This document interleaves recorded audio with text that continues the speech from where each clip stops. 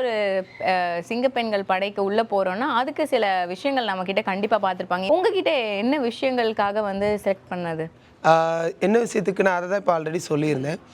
யார் வந்தாலும் ஃபஸ்ட்டு வந்து கனிவாக பேசுவேன்.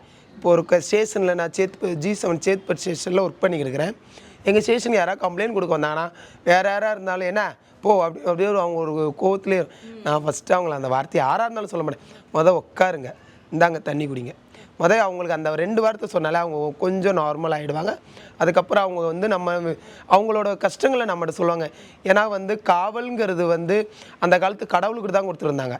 அது இப்போ நாங்கள் அதே வேலையை செய்கிறோம். அப்போ நாங்கள் கடவுளுக்கு ஈடானவங்க தான். அப்போது நம்மளை தேடி ஒருத்தவங்க குறை சொல்ல வராங்கன்னா அவங்க கண்ணுக்கு நம்ம கடவுளாக தான் தெரியும். கடவுள் வந்து பொறுமையாக தான் பேசணும். கோவமாப்பட்டாது இது பண்ணாரு. நான் பொறுமையாக அவங்களோட நிதானமாக பேசுவேன். யாராக இருந்தாலும் சாஃப்டாக ஹேண்டில் பண்ணுவேன். எந்த விஷயமா இருந்தாலும் தைரியமாக ஃபேஸ் பண்ணுவேன். அந்த ஒரு ரீசனுக்காண்டி தான் எங்கள் மேடம் வந்து என்னை செலக்ட் பண்ணி இந்த டீமுக்கு அனுப்புனாங்க.